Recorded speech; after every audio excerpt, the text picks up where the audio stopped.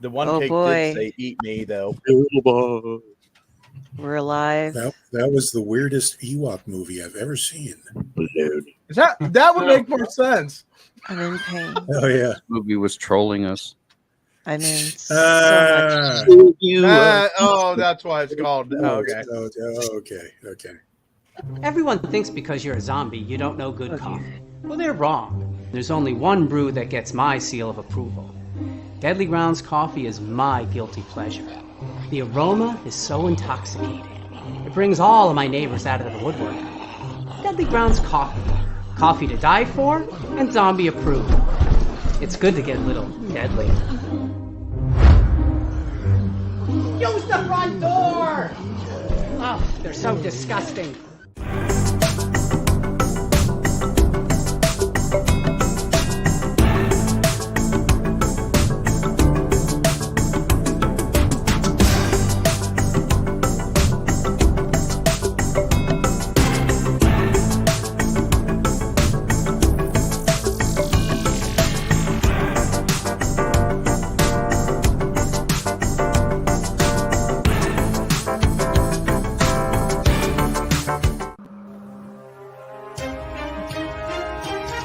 The Dorkening and all affiliated shows are not intended for anyone under the age of 18. The following may contain discussions or scenes that have adult situations, graphic violence, nudity, strong sexual content, and graphic language. This show is intended for mature audiences only. Viewer discretion is advised.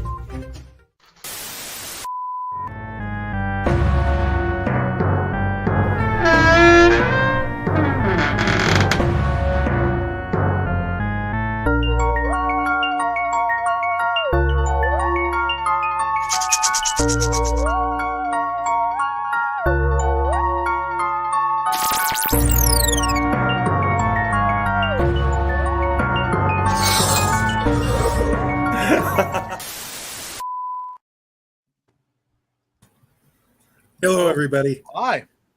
And welcome back to the Tomb of the Terrible. And I am your Uncle Necro, and I am just absolutely giddy tonight because tonight we are discussing probably one of the greatest B movies ever made, put to celluloid.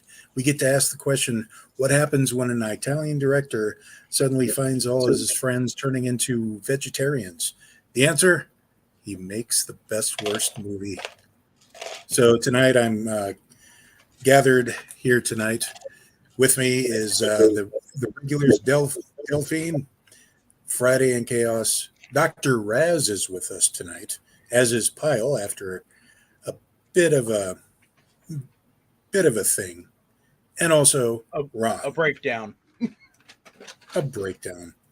So you guys excited about this? I know. Very. So, God! No! I guess. God, please, no! No! No! No!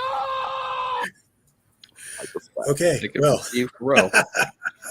That just summed everything up really quick. I do have to say deep hurting. Yep. I was just about to fly that little warning there because this may be the greatest B movie ever made, but it's also possibly one of the worst movies ever made. Enough so that they actually one of the former stars actually made a documentary about it later on in life, which is a great movie called Best Worst Movie. However, we're discussing Troll 2. So, show of hands, how many people was this the first time ever watching this movie? Okay, Ron, Del, Pyle. Ooh, this is going to be fun. That was so half of us. Wow. Yeah, wow. So we're going to start with Del. We're going to talk about what our initial reaction was to the first time watching this. Del, go ahead. My favorite part of this movie was the poster on the kids' wall for Joker House of Fun, which is a throwback reference to the previous year's release of Alan Moore's The Killing Joke. This is not intentionally put into the movie for any reason other than it was a poster that would have been popular at that point in time. But that was my favorite part of the movie. I had some serious issues watching this. The acting, the script, the plot, the green food, the fact that everyone ate their corn on the cob raw, and that it exists. After I got done watching this movie, I went to reading something. And you know how you have the voices in your head and the characters doing their things when you're reading and it's in your head and you have that nice little picture going. All of the characters suddenly in my new book that was not related to this movie in any way, shape, or form other than they both include words, they all started acting really badly. And Damn I it, don't Del. know why. I'm gonna let you piss on hospitality. I won't allow it. I found if you read this, we have celebrate one of the most disrespected horror films in recent history and fall in love with this general failure or genuine failure. But yeah, I still get that you're gonna say it was one. I waited my whole life to, like, I've heard of this movie for a decade, and I was like, I'm gonna wait till we do it, so it'll be my first view. And I've waited for over a year now, and that is what happened to me. I'm going to start a support group. If you guys would like to join, I'll get information up later. Maybe we'll do a subreddit, Discord channel, get some group therapy. There might be a medication for this. I'm not really sure. There is over a dozen support groups for people who were traumatized by this movie. I'm not even joking. They are on Reddit. They were on AOL back in the day. Like, there are actual groups of people that are like the anti, oh my God, Troll 2 is amazing group. Like, they just hate Troll 2. They talk about how terrible it is all the time. They analyze every second of the movie and just are generally depressed together. Okay, I will not be forming my own group. I will be joining a support group that has been previously made. That was my yeah. Okay, moving along. Friday, what was the first time you watched Troll 2? Sometime after it came out on the TV at my house in Sunny Daisy, and then I probably watched it a few times afterwards, enough to make my mom aggravated. Nice. Once is enough. Chaos? I would be aggravated as your mother.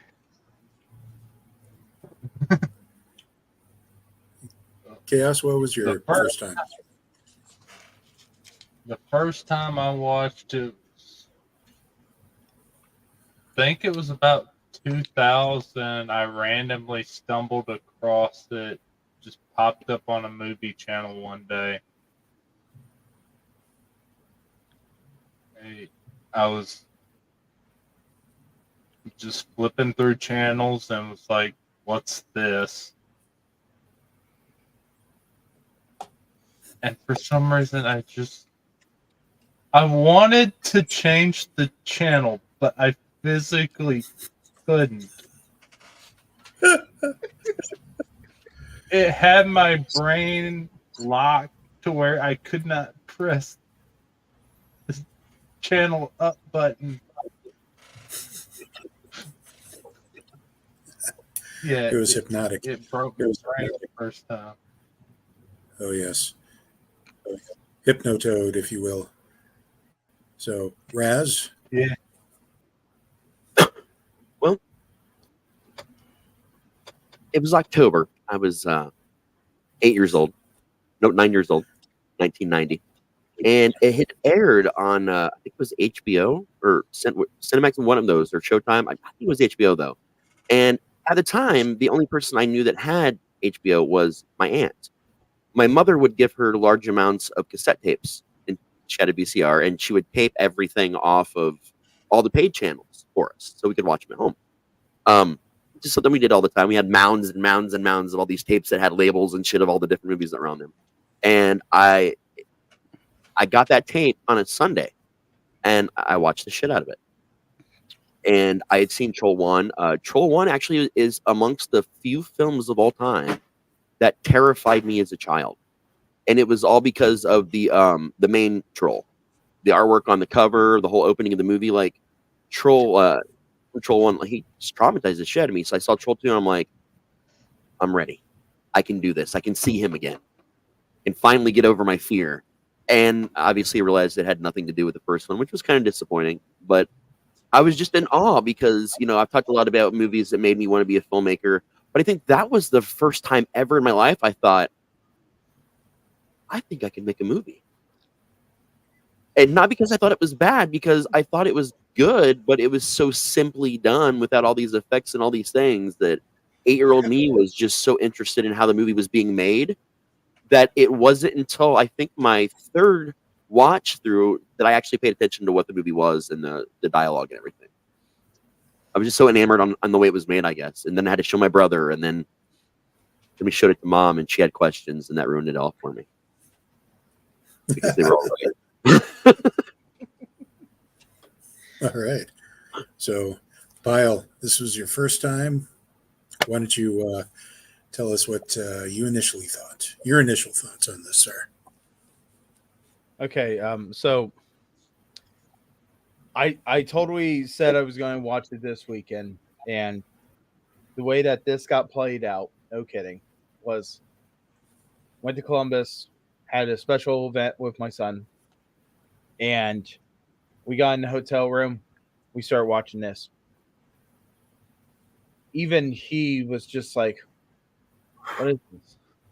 So the next night, one of his friends from this event was in the hotel room. They were in the room right beside of us, no problem. And that person looked at it and goes, why are you watching this?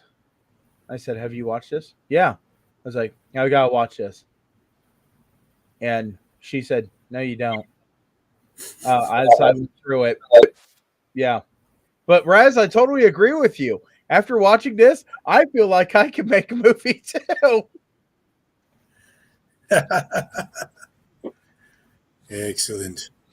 It took them 2 weeks, and they had old age equipment, not what we have now, but it took them only 2 weeks to make that whole movie. And it shows. Yeah. So, Yeah. Ron, what were your initial thoughts on after watching this? All right, so here's the thing.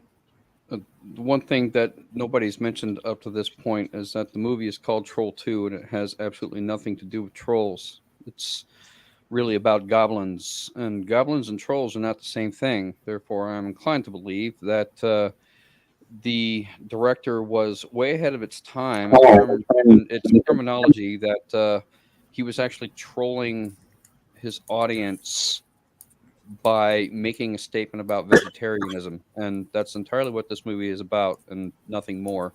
And I know that's complete bullshit, because it started out very much like the beginning of The Princess Bride, with the kid in bed and the grandfather's reading a story to the kid. It's just like The Princess Bride. So, you know, that was my first initial thought, was like, okay, this is going to be like kind of a flashback or a fantastic movie, like they did with The Princess Bride.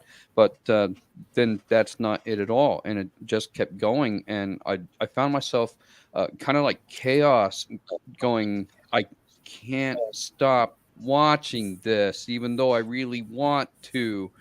And because I found myself thinking, okay, at some point it's going to have to make sense. They're going to explain things, and eventually the storyline's going to start to make sense. But it doesn't.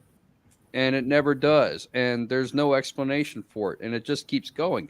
And I felt like it was like watching Whose Line Is It Anyway, with scenes from Hat, where you take strips of paper with certain scenes on it, and you throw them into a hat, and they say, okay, what do we do next? So let's pull a scene out of the hat. Oh, this is good. Let's do this one. We got some spoiled milk, and we want people to drink the milk. Or, you know, we're going to turn this kid into a plant. And he's going to have, you know, this thing over his face that make him look like Groot.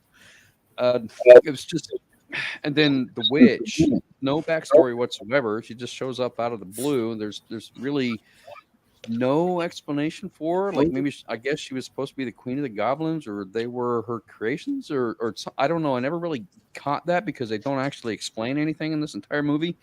But the acting was so gloriously bad that it's like watching a train wreck. I mean, you can't tear yourself away from it, and you just like, where is this going? What is this leading up to? And so it's the kind of movie that after I watched it once, I would feel like I would need to go back and watch it again because maybe I missed something the first time that would make it make sense. But then I watched the documentary, Best Worst Movie, and I have to say it made all the difference in the world for this movie because honestly, everybody in this movie feels the same way about this movie that we do. They all think it sucks too. And they didn't understand it, and it made no sense to them either. And it just sort of gave me a new appreciation for it. And I'm like, all right, it's, now because of that, I can sort of enjoy the movie for that reason. And it just, if I hadn't watched the documentary, it would have completely changed my opinion and my attitude about this movie. But because I did watch the documentary, I'm actually not as disagreeable on it as I probably would have been without it. Very good. Well, as far as I go, my first time was, and every time I say that, it makes it sound like we're talking about something else entirely, by the way. The first time I was building myself up, but it turned out to be awful. Anyway, my first time, basically, I kind of did it bass backwards in that I was renting out the basement of my friend's house in Omaha around 2011, and he had Netflix. So I was watching his Netflix kind of popping through, and that's when I saw. At this point, I hadn't seen Troll 2. I've heard of it, but I didn't really feel much like watching it at the time. But then I came across this movie on Netflix called Best Worst Movie, a documentary done by the guy who played the son in the movie. And so I thought, why not? I watched it, and I was just transfixed. At first, I thought the Netflix was playing the wrong movie because this was clearly about a dentist who was really, really outgoing, apparently, but led into the history behind. Like Ron said, it'll give you a new appreciation. But since I watched that first, and going through watching it all and thinking, okay, and the director. Oh my gosh, he everywhere he went, he'd just get frustrated because nobody could understand his genius behind making this movie. But the point is, after watching the documentary, I thought I must watch the movie itself now, and I did. And from the first minute, from the costumes, from within that story that the grandpa was telling the boy, to the acting, to some of the very questionable shots, like the close-up of Grandpa's mouth for some odd reason within the first 5 minutes of the movie, I was transfixed. I was hooked in. Like, this, every second of this,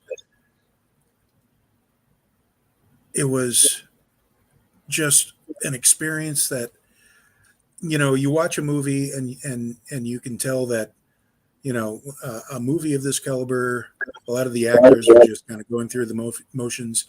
Everybody was just hamming it up so much that I couldn't help but just get sucked into the entire thing, no matter how bad this was. And thus, this became one of the top 3 of the best of the bad movies that I remember watching. And so we're going to start our next little bit where, okay, so this is essentially a movie that, as mentioned before, the director, and I believe it was mentioned that the director's wife wrote the script because they were frustrated that everybody they knew were turning to vegetarianism. So they made this movie as their little outspoken thoughts on the whole vegetarian thing. And it's basically about a family that trades places with a farmer family into a very, very small town that discover that everybody there has food that will turn them into plant-based items so that goblins can eat them. That's the basic premise of the movie. Wackiness ensues. So I'm going to start by having everybody discuss what they really liked about this movie. And Del, aside from the poster, was there anything else? I mean, there was a lot of unintentional pop culture items in this movie.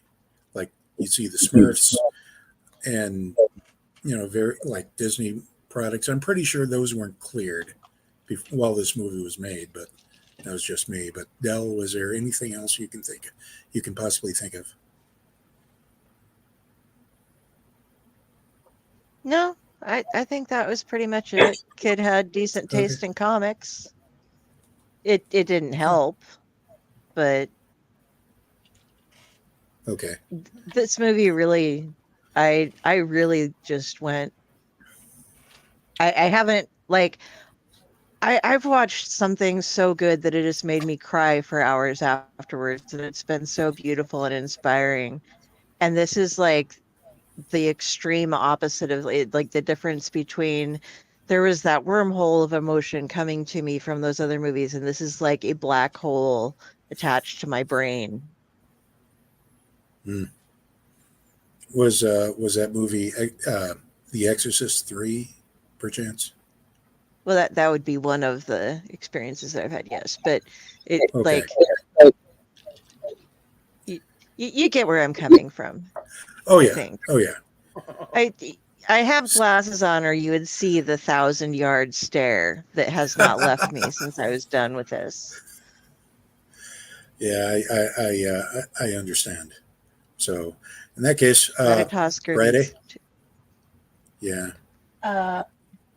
I love the whole ghost grandpa thing. I love the over-the-top creature. The witch was fun. And I think those are my favorite characters out of the whole movie. Okay. Chaos? The one interesting thing I could think of was the fact that one scene in this movie was turned into a meme at Okay. They're eating her. Oh my god. Yeah. So, all right. So, Raz, I know you have a lot of information here, but I'm going to, for reasons, go with Pyle's possibly favorite part. So when I was like looking at this and I was like, oh, well, this is going to be a horror movie, this and that. There's one scene that the girl is running into the woods and the guy is absolutely chasing her down and this and that. Well, then she is surrounded by all these goblins. And I was just amazed at they're not moving. I can't tell if these are actual people or if these are like different things. And the massive amount of usage of something that looked like paper mache, that that's what creeped me out. So I gotta say my favorite part was that, just because it actually creeped me out, because those faces were so deformed, they looked horrible, and it was just, that is not movie magic. That is something I don't want to find in a barn.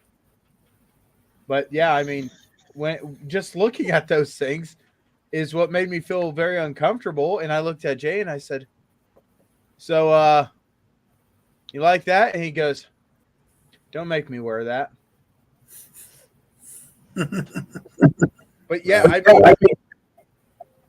I wanted to bring that up before, but yeah, that's actually one of my favorite things of this movie that they did well, is when you go and you make something that's supposed to be a scary or a horror movie, you got to make something that gets somebody's attention, that doesn't make them feel comfortable. 90% of this was just so out there, it didn't register, but the faces on those things, it looked like Play-Doh gone to hell. Yeah, Del? Okay, so my commentary on your scene that you just brought up is why he was chasing her through the woods. Because I wasn't bringing that up, Del.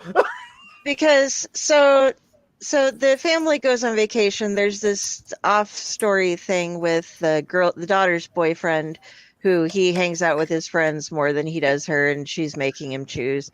And so he says he's going on vacation. So he loads up his friends in a camper thing, and they drive out. And he's told them that there are all these hot single women hanging around there. And so one of them has gone. One of them goes out to have a breath of fresh air, he says, with his cigarette, and sees this screaming woman running. And he's like, a woman! They have them here! And he doesn't say, like, what's wrong at all as she's screaming and dripping green. He's just like, wait! And, like, ends up tackling her to the ground and then trying to be all macho to these goblins that are almost the same height as he is. They're just, stouter, and like, look here. And he's trying to impress this woman. But he literally chased her, like, through a mile of woods just because she was a woman. Yeah, and tackled her. And tackled her. Not because, like, hey, what's wrong? What are you running from? But because, oh, look, woman. That happens. It was the simple caveman approach right there. It was a different time. No, there was a lot different there. It wasn't the time or the place. It was the reality. Jeez, I like where you went there. So, Ron, was there anything that you liked about the movie that stood out to you? Anything that I liked about the movie that stood out to me? There was a girl. The ending when it was over, and I could tear my eyes away. To be honest with you, I actually liked the documentary better than I liked the movie itself. I don't know. I mean, there's just so much random stuff in this movie that doesn't make any sense and isn't really explained. And some things you sort of kind of get out of context, but like, I mean, the two guys in the camper, you got two, shirtless guys sleeping together in a camper, and it's like, okay, nobody questions that. Nobody says anything. It doesn't even come up. And I don't know. And like what Del is saying, that he's running after her simply because she's a girl and not because she looks like she's in trouble or anything like that. I didn't quite get the whole witch thing. I mean, was she ever explained? Because obviously the goblins answered to her, and at one point she gets her hand cut off, and she reverts to like her true goblin form, and then she goes back to, I don't know, her house, I guess, or whatever, her domicile where she lives, and she sticks her hand in something and it grows back. I'm like, what was that? That's never explained. Anything like that, or what is the glamour that's making all of these goblins look like normal people? Well, And when they, they drop their guises, I don't know. I don't understand it. Well, do they have to keep I eating get the that. plant-based stuff to? I understand, Ron. I understand, but right now, we're going to address all of this. But right now, we're just going through what we liked about the movie. So, hold on. I know we want to get to the meatier part of this, I guess. But as for me, what I liked was the fact that this was amazingly crazy. But there was a couple of things. First of all, the daughter, that dance that she does while she's going, you got to choose between your friends or me. That was made up by her on the spot because she was took cheerleading in high school. And also, I have to say, my most favorite part was Deborah Reed as the Goblin Queen. She just was a vision of just hamming it up, just gleeful, like insanity, to the point of I was about to propose marriage to the screen at several points. She was amazing. I know. Yeah. I realize that this. I'm sorry, but Drew Barrymore was kind of edged off as far as my fanboy crushes go after watching this movie the first time. So, next up. Okay, what didn't we like about this movie? And Del. Okay, so the thing with the boyfriend and like his friends just get eaten and he decides to go back to the farm and I hate you. Oh, he's one of the family now because he chose me over his friends because they weren't there. The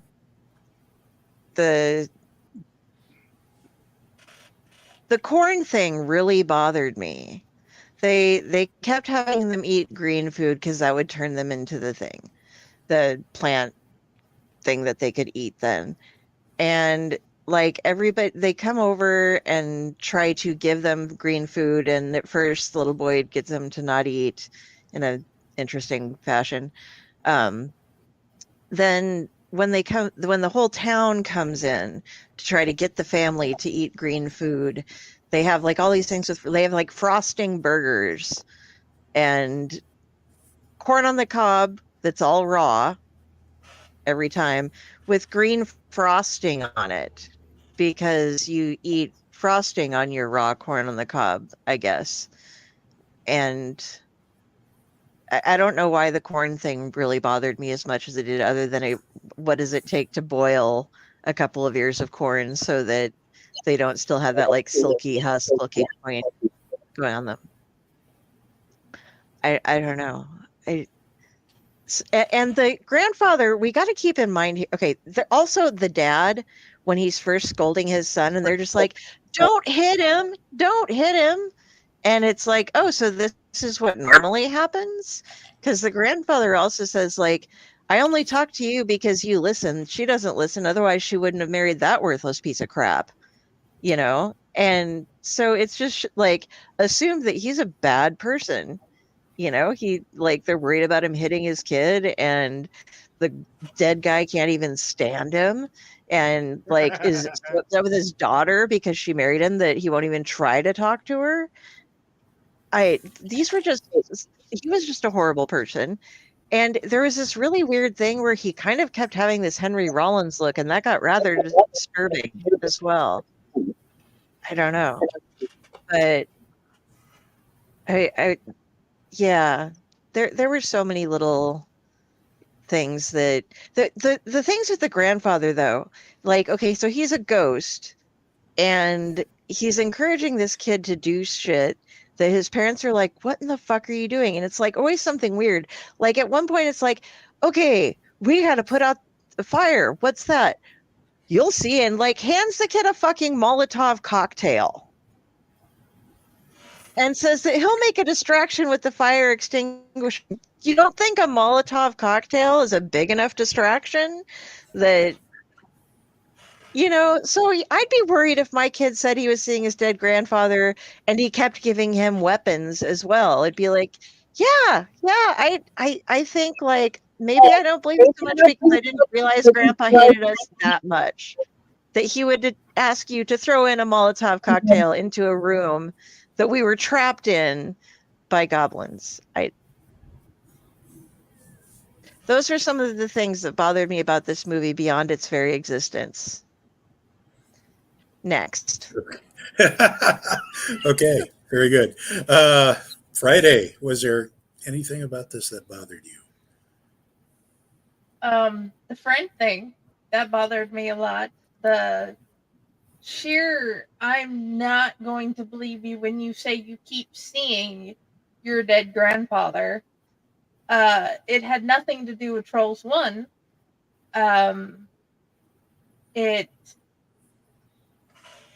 All of the costumes were like, not what I expected. And green milk. Everything's green. And I'm like, why can't you just... I love the idea of eating the raw corn. Actually, that's not bad if you're doing sweet corn. But why are we adding the green stuff on everything? I can't go on, but let somebody else have a turn. Okay. Chaos. As it is hard to pick out of just that whole movie. It's just holy crap.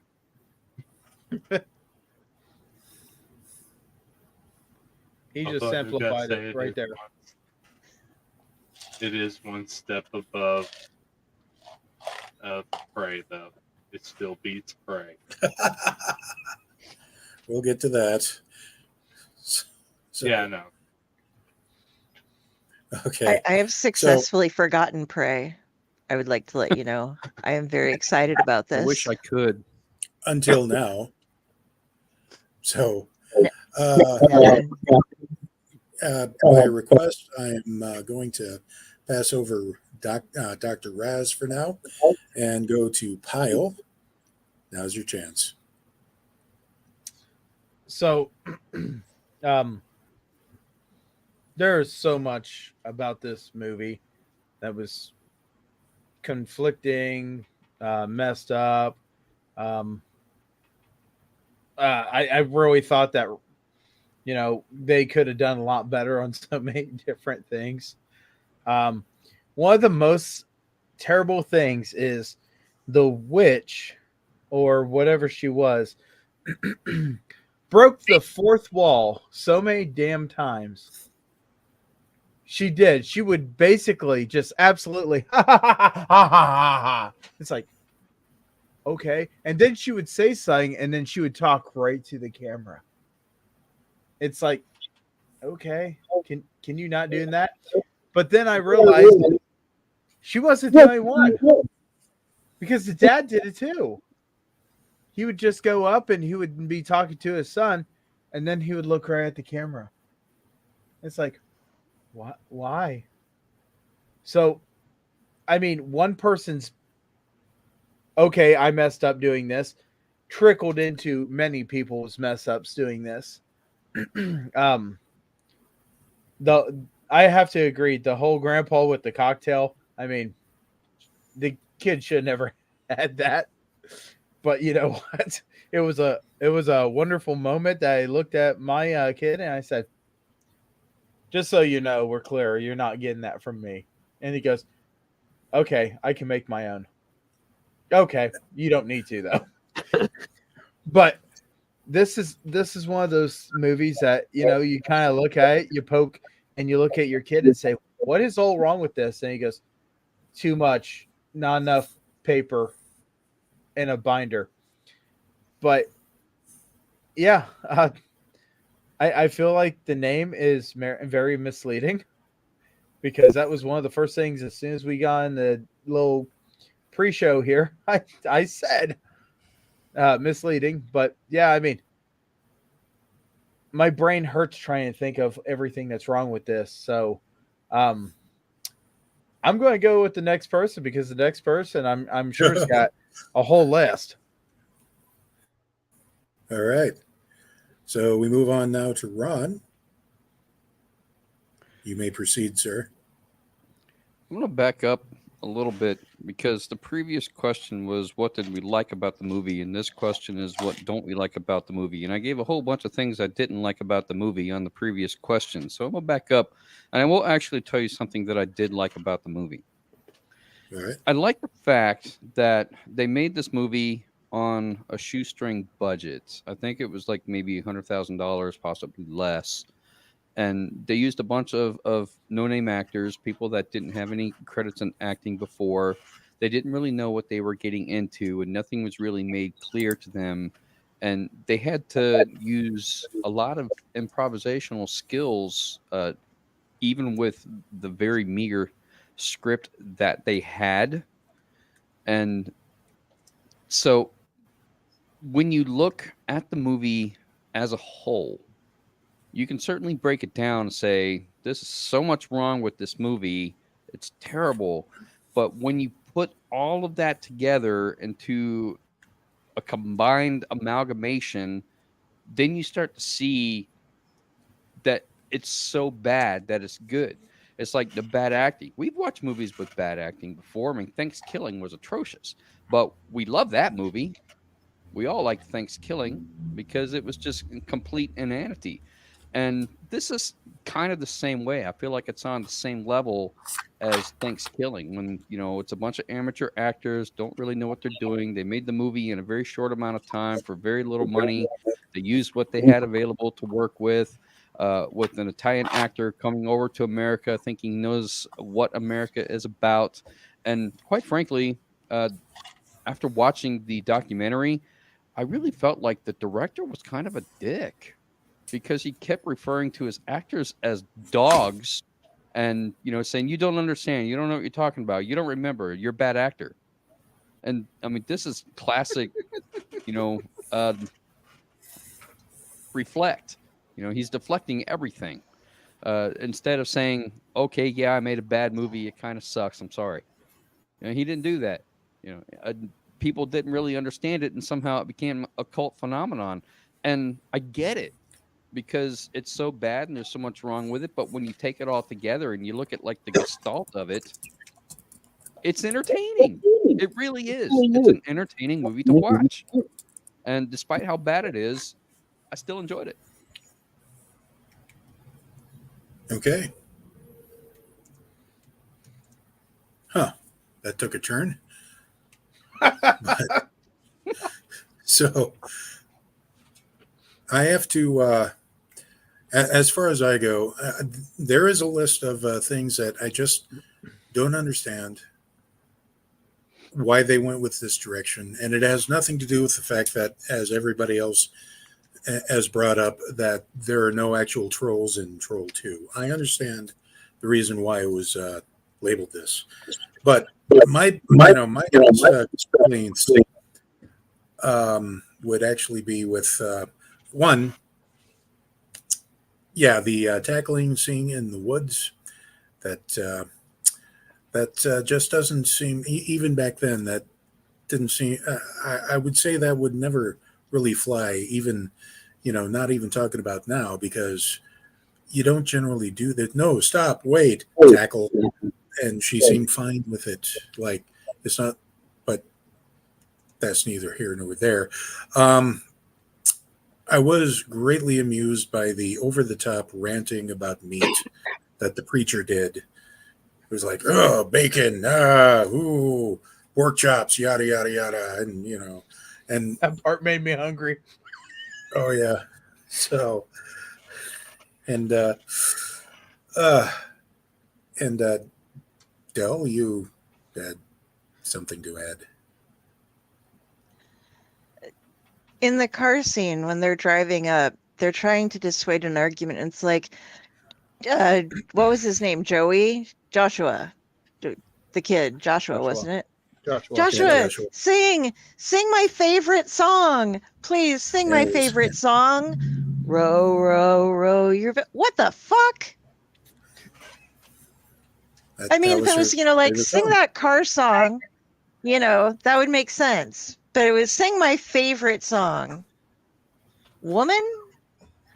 I don't even know what radio station you get. But did you? Maybe none, since she was like a little one. She's like, I sing songs from the playground. That's all I sing. That's all I know. What would I have been remember better, my Row, year Row, one Row Your musical. Boat or 99 bottles of beer on the wall? But I mean, like it was the way it was phrased. It wasn't like sing the car song or let's do an activity that bonds the family. It was sing my favorite song or whatever. Yeah, that was something that me and Budsy absolutely looked at each other and said, "We travel, we don't sing that." Sorry for that, squirrel, but yeah, I would. No worries. I would have laughed if like, sing my favorite song, and he just starts going back in black, out of the sack. It's been too long. I'm glad to be back. Yep, that's it. But anyway, right. But also, my biggest thing is the fact that the daughter was kind of a jerk to her boyfriend because she kept saying, it's either me or your friends.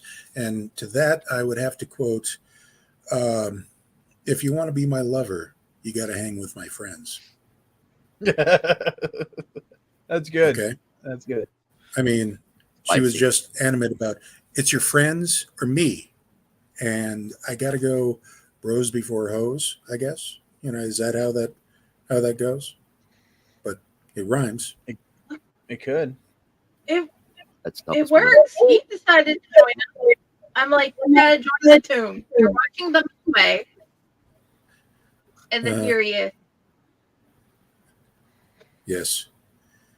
I can understand bros before hoes and the way that he was, or I think it's that the general gist of me or my friends is a shitty attitude to have. But he brought his friends to go climb a ladder up to her window.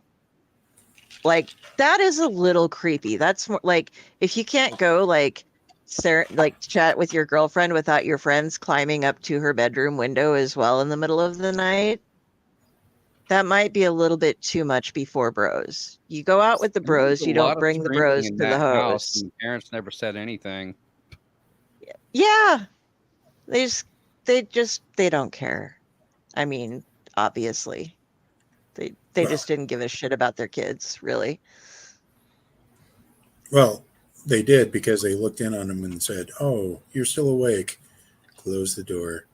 But also, and this is a big thing, I like drinking milk, but I really have a thing about, I always have to smell it and check for any kind of chunks in there. And every time I see chunks, I blow chunks. I don't have to take a drink. If I see the chunks, I blow the chunks. That's how it works. And this movie, if you have that kind of aversion, you might want to look away for a couple of scenes because there's like chunky, milky stuff. Even what they called ice cream was kind of gross that they tried to feed the kid. So, all right. So that means that there's one person left, and we'll just sit back and relax and let Dr. Raz take over for a few minutes at least. Go ahead, sir. This is where I'm going to flex my honorary doctorate in pop culture. I've oddly dissected this film for pop culture class previously. This and They Live are the two films I've done this with. You've just watched 3 different films. Believe it or not, you've watched 3 separate films. And let me explain. One is also is my rebuttal to most of what you guys have said that are negative. Not that I'm saying that they're not negative things, but to explain. Film 1 was the film that the director set out to make, and the director that he believes, the film that him and many other people believe exists. An Italian scriptwriter and an Italian director, a couple, purchased the rights to make a Troll 2 movie because it was very popular at the time for foreign countries, especially Italy, to pay to get an IP, and create a movie. This happened frequently. Look it up. It's a lot more common than you think, especially in horror. So the concepts, there were 2 different concepts that they both had when coming out this movie. One, the writer, the vegetarian conversation we've already had, not going to rehash it. That's where she was coming from. Her entire point was about vegetarianism. His point, however, and the point that's actually more prominent than the vegetarianism, is how European people see American culture. The director intentionally set out to make this the most American movie that had ever been made. He based different characters on some of the most famous American comedies and American movies up to that point in his head. So, also, a lot of European countries are known to be 30 years behind what America has in terms of like shows, music. It's not the case everywhere. Now that's a much shorter gap. But when he started making this film in the 80s and conceiving it with his wife, this was still the case in some countries. So his envisioning was, okay, this is a movie. It's going to be an 80s movie because it's in the 80s, but this is a small town. And from what I know of America, small towns like this are much like our towns where they're like way behind what's going on. So we also need to give a lot of these characters a 50s vibe. So that's the whole premise. That's literally everything. The Disney references, all that shit, were intentional by him because Disney was American and he didn't give a shit about being sued because he's Italian. I shit you not. He has gone on record and said that very thing. The trolls and really old folklore, especially European folklore, goblins, trolls are lumped into the same category, the same fucking category. They are an interchangeable word, actually. Look this up. It's actually true. So he did not know, he did not make a movie that didn't have a troll in it because it was an interchangeable word. In fact, if you watch the documentary, you actually get to see the first moment ever that he realized his interpretation was different from everyone else's, because in the documentary, someone mentions, like Ron said, you used to be in a movie called Troll 2 without trolls, and he's like, what do you mean there's no trolls in? He didn't understand. They had to translate that for him a couple times. He's like, and his wife looks up and goes, we called them goblins. And he's like, that's his whole reaction. And in an interview later that I saw in person, he discusses the interchangeability between the words, and he did not realize that Americans didn't know this and that it wasn't common. The mom's favorite song being "Row, Row Your Boat." He saw her as an uneducated 50s or 50s stay-at-home mom, and his concept for American culture, the most important song to a mom would be a song that brought families together. And because "Row, Row Your Boat" is a car song and there's layers you have to sing, it promotes creativity versus coming together and like building this thing in stages or whatever. It's family working together. That's why that was her favorite song. Now, all these things and pretty much everything else that you guys mentioned that was wrong with it, if you look at it from the lens of the creator and what he thinks this movie is, that's a different movie than what you just watched, but it's still a movie that a lot of people watched. Second movie is the movie you actually watched, and it is the biggest clusterfuck of that era. Have there been way worse movies with way worse clusterfucks? Oh, yeah. Trust me, believe it or not, they're out there. But what this movie did was fail more spectacularly than any of them because, one, it had a way bigger budget than most of the movies that are worse, and many that are better than it. So it had all this money. It had an actually pretty decent behind-the-scenes crew, people that had a lot of experience, but they were all Italian. Even a lot of the backstage crew, so there was a lot of communication barriers with the cast. Pyle, why were they looking into the camera? They weren't. What happened was none of them knew when to cut. It was not clear. So they would do multiple takes, and in some takes he would just sit there. And so eventually they would just start to kind of look over the camera to kind of what's going on. And there were plenty of takes when none of them did look at the camera. But the director wanted to edit it that way, because that was a very American thing to do in his mind. So like all these terrible things that happen on set, like the weird situations, the awkwardness, again, definitely, like everyone said, watch the documentary. It will explain some of what I'm saying right now. It was because it was a very weird situation that everyone that wasn't the Italian crew were in. They were called dogs. On set, they were often called American dogs, not just dogs. That should be pointed out that he, for the documentary, didn't say American dogs, but he often said American dogs because that's what this was to him. Again, so there were lots of problems, and it made a bad movie. It ruined some people. The mom, you see a lot of that in the documentary, but what a lot of it doesn't show is that was what she thought was going to be her big shot in acting and take off her whole career, and she'd never really done anything at all before that. But like she'd had this dream since a child, and she comes from a very abusive family. She does this, and everyone literally laughs at her. And her mom weaponized it against her and used it against her and beat her down until until she pretty much just lost her damn mind. Kind of like Shelley Duvall, only sadder, actually, and not public at all. So the person she became was because of, her family, but this movie kind of propelled her into that. The rest of them, yeah. Two of them were actors and had been in commercials and like some bit parts. The sister, she was an actress before that. It almost ruined her career, and she's afraid to put it on her resume. That part she talks about in the interview. A lot of people just thought that their shit was going to take off, man. Right now, okay, back to the first movie. The first version of this movie I mentioned, you talk about him tackling the girl. That was very American for the guy that just go after the girl and do that and take charge like caveman style. That was, I forgot to cover that rebuttal in the first movie that you didn't see. Okay, so yeah, bad movie, terrible fucking movie. Will not disagree with you. I'd give it a solid 2 or 3 in normal conditions.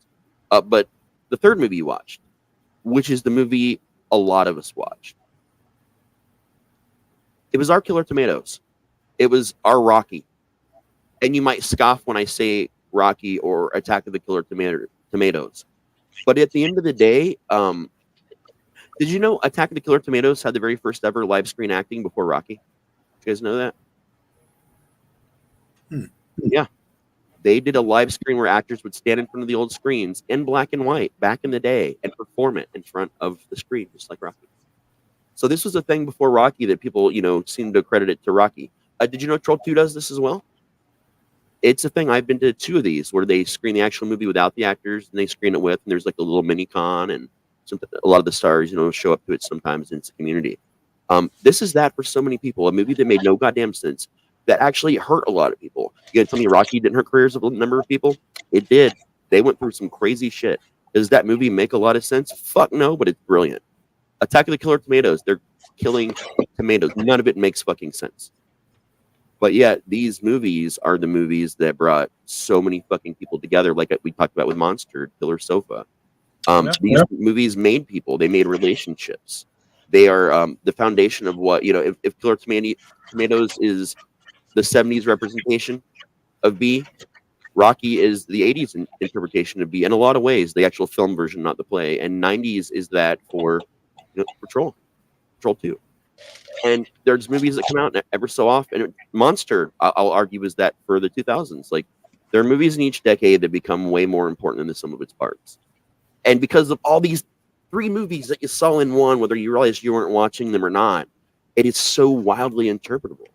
The Witch, she was the Green Witch. She could shapeshift. She wasn't actually the Queen of Trolls.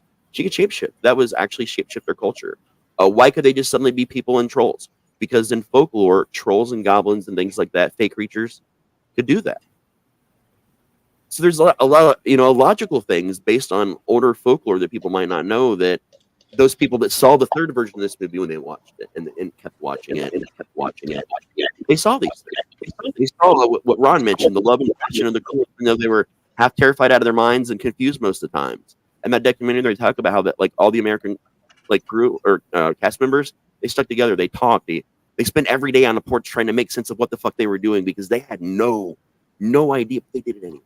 1, because they thought that this would make them. 2, because it was the most interesting that had ever happened to them, and they thought that what they were making, although they questioned it, they thought it was going to be the third movie the whole time. And when they all saw the community that built up around them, everybody's lives, except for, again, the actress who played the mom, all of their lives got better because of it. And it brought them together. It gave them a sense of being again, and it gave them a sense of accomplishment. regardless of having made the worst movie ever made. And again, I don't have a lot more to say than that, but those are all 3 movies in one that you just watched. And I hope that explains a little bit of, I don't know, anything. Maybe it does. Everybody, I believe we just got owned by the doctor himself. Round of applause. Good job, sir. Good job. Thank you. If you hated it and you think it's a bad movie, keep calling it a bad movie because it is a bad movie. You're not wrong. It is. It is, but it's a gloriously great bad movie. So, let's see. Should we move on to the 5-star reviews? Sure. I Yes. can't imagine there are any, but okay. There are. Oh, yes. There are quite a bit, actually. So, A Movie Worth Dying For by definitely not Abraham Lincoln. Eat Your Heart Out, John Wilkes Booth. Troll 2 is a film worth dying for. This masterpiece has absolutely no sense of direction and is an unintelligent mess. The pidgin English that the characters speak is the direct result of the director, screenwriter, and his wife's fractured and very rudimentary understanding of the English language. You'll enjoy syntactically broken sentences. Did I even pronounce that correctly? I don't care. Delivered with infectiously infectiously contradictory, vivacious, lifeless. Holy cow, this guy is just verbose. Anyway, just makes no sense at all. So, moving on to the next one. It's a rare miracle for this many talentless people to all come together and agree on what is indisputably the worst vision in Hollywood history. From the atrocious script to the awful acting to the random directorial close-ups, Troll 2 fails in every artistic manner possible. It's not just kind of bad, or bad in parts, or misunderstood.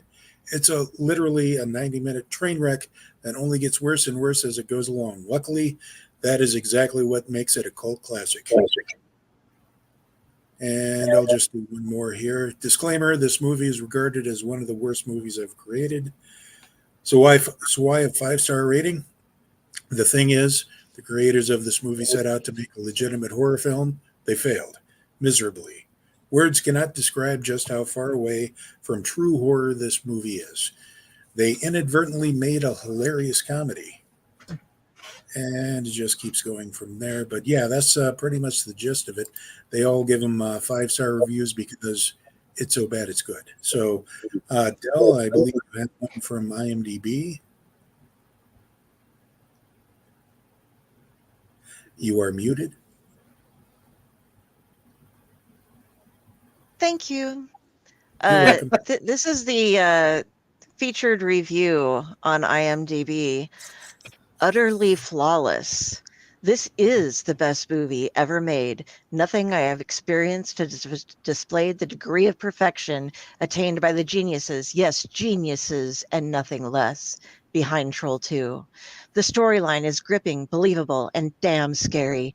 The Waits family is on a month-long vacation in the country town of Nilbog as part of the family exchange program.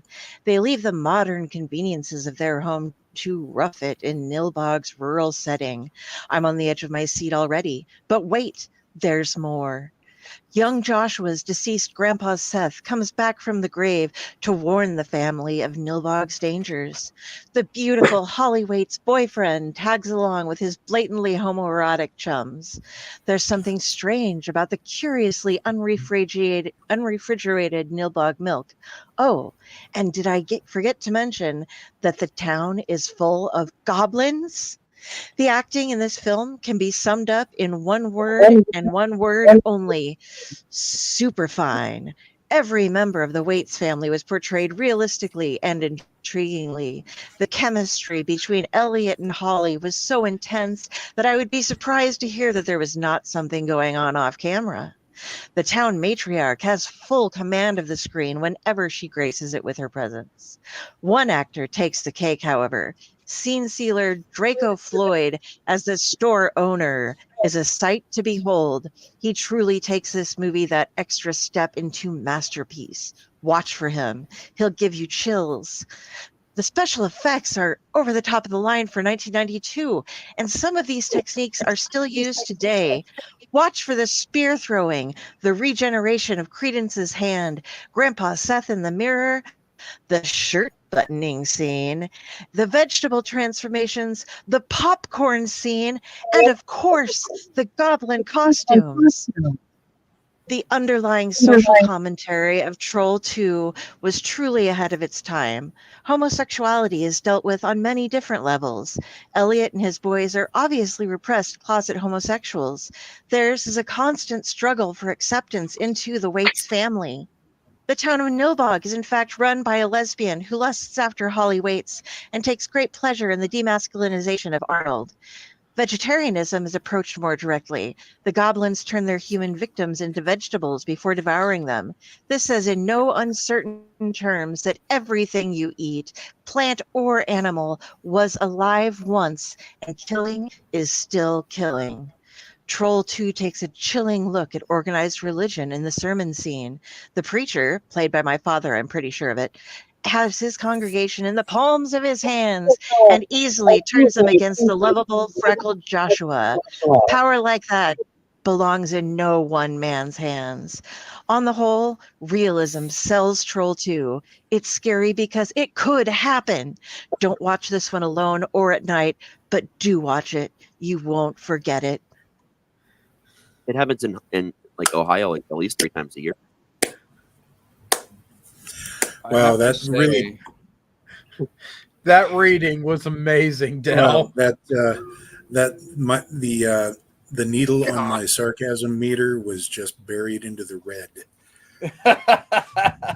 Well, I mean, we're pretty much all writers here, so we know good literary writing when we hear it, and that was just chef's kiss. That was probably one of the best reviews I have ever heard for a movie. That was top of the line. That was primo right there. That makes That's why me I wanna had watch to the read that movie. one. I'm inspired Okay, now as- for OLF. We need to do a segment that's just us rewriting like the plots to like really bad movies or just movies or whatever, and like telling it like that. Like that would be. You realize with my background in sound editing, Ron, why I could take what you just said and edit it down to that's chef's kiss. Mwah. That was the best movie ever made. And just Do put it. it there. Because we could use So- that as a soundbite on the show. Or at least they can use it for another re-release of the movie itself. So you know how they do the chef's kiss. This is the best ... movie. But yeah. Anyway, so we now arrive at the portion of the show that everybody is quivering to hear about, and that would be what would be our out of 10 rating of the movie and whether or not we would recommend this to other people. So starting with Del.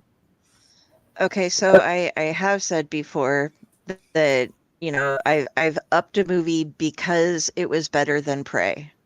I've given it more points. Even though I gave Prey a 0, I have given other movies more points just so they don't have to sink down that hole. This is my second 0 for this movie. Second 0 on the show. And as far as if I would suggest it to somebody... No, God! No!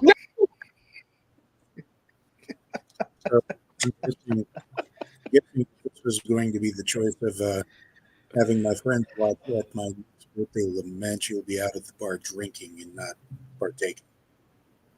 Yes. I mean, you can do that. That's fine. I will just be 3 sheets to the wind when you drive me home. All right, fun. So, oh, you're a doctor now, Friday. Oh, I did get a doctorate just like Raz. Yeah. And Del. Yeah, I have Oh, 2. nice. Yeah, that was right. So, I yeah, can't wait to get I have mine. 2. So We'll have to send you Dr. the link. Friday, Have I shared it with anybody? Yes. You can find it in the group. The link. Kid me gave it an 8. Adult me gave it a 2. Have I talked people into watching it with me?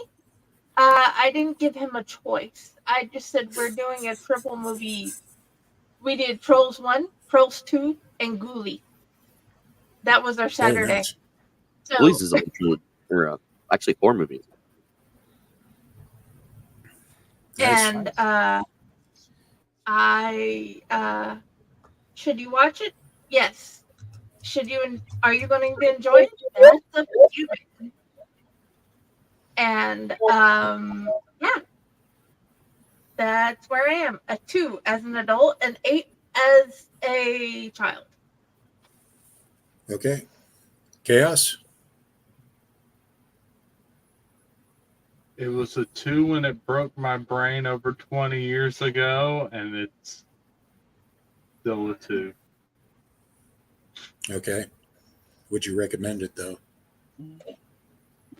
Probably not. No. Okay. Dr. Raz. So it's hard to rate this one, man. So I'm going to try it like this. I'll rate all 3 versions of the movie. The first one that the director made and his intention behind making it, I'm going to give it a 2. The movie that we all actually physically watched, I'm going to give it about, I'd say a 3 because I've definitely seen worse, and I try to think about that. The other movie, the movie that is Troll 2 to me, I give it a 10. I'd probably be, I doubt I'll give many things ever a 10. But yeah, for everything I explained earlier. Okay. Would you recommend this? Yeah, I do. Often. And in fact, that's why I put it on the wheel. I wanted to share it with you guys. It's one of the movies that's like that important to me to share to people. So, and all of your different varied reactions, yep, that's about right. Anytime I show a group of people, it's all scattered. And that's also part of the love and fun of this movie and showing it to other people. I actually waited when I saw it was on the wheel because I've wanted to, for some reason, see this. Yeah, we have. And I was like, I will wait until the wheel spins it so that I can have it for the first time fresh on my mind. I never get that. Broke her brain. So, Pyle, let's see. So I first I want to say that I would suggest this to other people, but only if Dell could read that the way she did to the people. That way they get false hopes. That was evening soup Saying. level right there. But with toilet bowl, the toilet paper, it has spoken. 1 out of 10. This is a terrible movie. It is bad when children go, "You ain't going to watch that, are you?" I mean, seriously. I'm going to tighten my belt right now so I can stave off the hunger pains of the lack of sustenance for your review. Right. Like, seriously, I just... Nicely done. The thing is, I had to stop a few times, so I had to go back and watch a little bit. And I was like, I remember this, and it's not getting any better. And Budsy looked at me and goes, I'm not watching the rest of this. Which begs the question, if you saw it on Tubi, then they have commercial breaks. Yeah. So it gives you a bit of a respite. So you still had to pause it? Okay. Well, let me just tell you, okay? So I watched it on Tubi, but when I watched it on Tubi, I was going from this time frame and saying, okay, I got a little time, I'm going to watch this. And then I was going to watch it a little more. So I've had to go back through and go back. Okay, well, this is where I stopped. Let me go backwards just to rewatch a little bit. Oh, yeah. But I'll tell you what, those Tide Pods are amazing because they help my brain get through this damn movie on that commercial. Did you know that Tide Pods are not to be eaten? We learned that from the Tide Pods. Mental bleaching. So we move on now to Ron. I just got one thing to say. You can't piss on how bad this movie is because I won't allow it. How would I rate this movie? I'm sort of torn, just like Raz, because I mean I agree with everybody that it is a bad movie, but also just taking it from the whole gestalt of how bad it is and the fact that it became a cult phenomenon, that it's so bad it's good. It's kind of like I feel like I should give it 2 ratings as well. I put it on the same level as other movies that we've watched, like Velocipaster and Lamageddon and Thanksgiving, because it has that same kind of inanity to it. But the difference is they weren't trying to make serious movies. This one was trying to be a serious movie, and it just failed successfully. So on the one hand, I could, agree with Chaos and Friday and say it's like a 2 because it's not a good movie. But on the other hand, because it's so gloriously bad, I actually enjoyed it, and I could probably give it about, I would say maybe a 4. I don't even know if I would go a 5 because I still like Thanksgiving better. So, and I think I would have to rate Thanksgiving higher than this movie. So I don't know if I would go more than a 4 for that. I know that's not a big range, a 2 to a 4, but I have one caveat. Ordinarily, I would not recommend this movie to anybody because it is so bad, unless they watch the documentary directly after, so that they can gain that appreciation for it as well, and it may change their opinion about the movie. So, no on the one hand and yes on the other. And that's kind of how I rate the movie. Okay. Do you recommend it? I thought I just answered that. If they watch the No. documentary On one hand and- first. Okay. No on the one hand So- and yes on the other, with the caveat that they watch the documentary directly after. Well, that leaves only me, and I would say I'm going to keep this simple and say this movie gets a 9 from me altogether, because I've seen this multiple times and I get something different from it each and every time, and it entertains me to no end each time as well. Let it be the acting or the cheapness or pretty much everything. This movie is near perfection, and I would recommend each and every person see it at least once, maybe even multiple times. Over With or 50 without the times here. documentary. Nice. Now, mind you, you're talking to somebody who also in the year of 1990, a little movie called Arachnophobia came out in the theaters. I saw it, and then I saw it multiple other times, dragging my sister and various other friends to go see it each time too. So this movie is right up my alley. You're talking to a guy who I've seen. I'm sorry? If we do an episode of the Arachnophobia, I'm not going to be there because I refuse to do the spiders. Thank you. That was a Hollywood movie, though. Yeah. So. Yeah. The spiders. I think the only movie that I've seen over 50 times would be Manos, the Hand of Fate, but that's just me. So, any case, we need to pay some bills at the moment, then we'll come back and do the wheel. Let's do this. A sec. I lost the videos. Turned them off. Okay.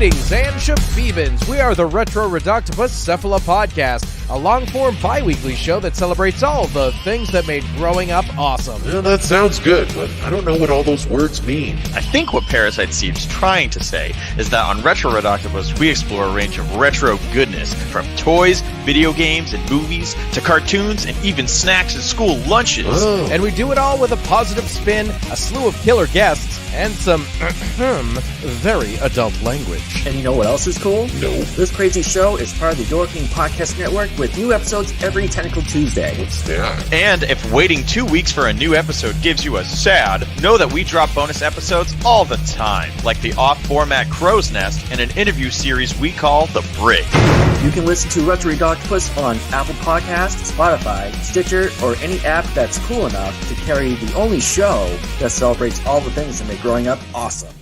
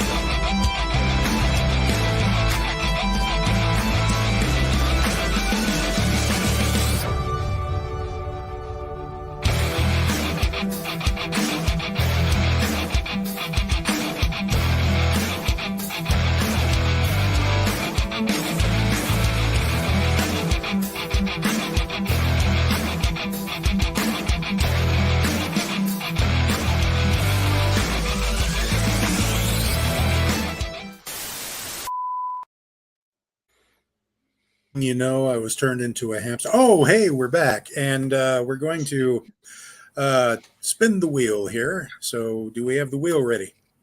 It's a bunch of baloney. We're down Is the to wheel two. up? Is it up? The wheel is Yay. Spinning. Trailer Park All of Terror right. and Sleepaway Camp. All right. Are we ready? Let's do this. Sweep away camp. Spin. I want to go Trailer Park of Terror. I think that's Oh, what we're you're doing. going to get it too. Oh, Yep, there we yep, are. yep. And Here we go. Yay. Trailer Park of Terror. Pokeball. kick. So this is one that will be my first time seeing. Wow. So do we remember who it was that added it to the wheel there? Whose suggestion was it? I love this movie, but it wasn't me, oddly enough.